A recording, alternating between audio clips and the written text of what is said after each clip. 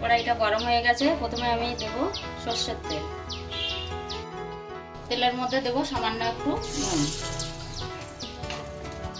আমি দেব 4টে শুকনো লঙ্কা।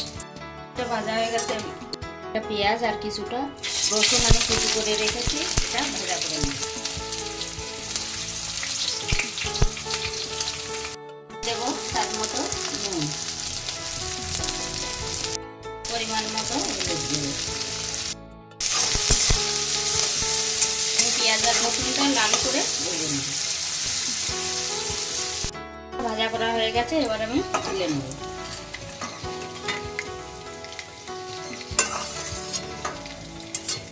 এখানে আমি একটা বড় সাইজের আলু আর 2টো ডিম সিদ্ধ করে নিয়েছি। এবার আলুটা আমি ম্যাশ করে নেব।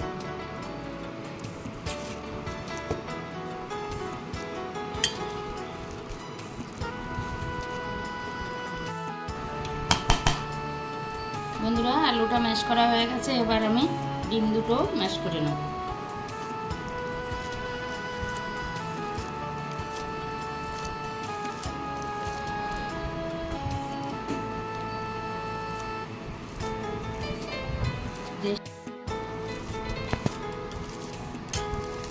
ডিম আলু দুটোই আমি ম্যাশ করে নিলাম।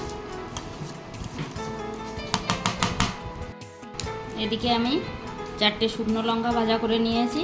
পেঁয়াজ আর রসুন একসঙ্গে ভেজে আবার একটু ভাজা তেলও তুলে নিয়েছি। এবার আমি দেব স্বাদ মতো নুন।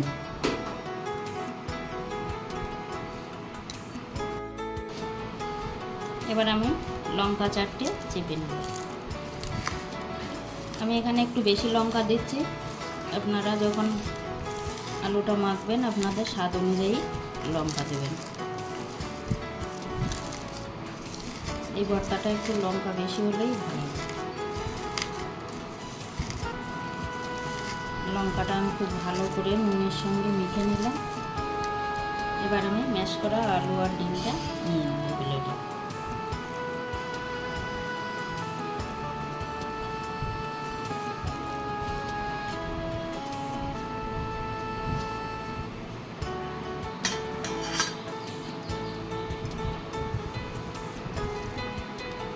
এবার পেঁয়াজ আর রসুনটাও আমি একসঙ্গে মেখে নেব আলু আর ডিমের সঙ্গে।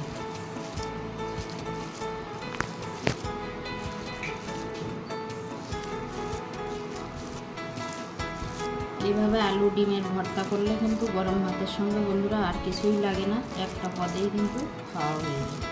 এটা খেতে এতটাই টেস্টি হয়।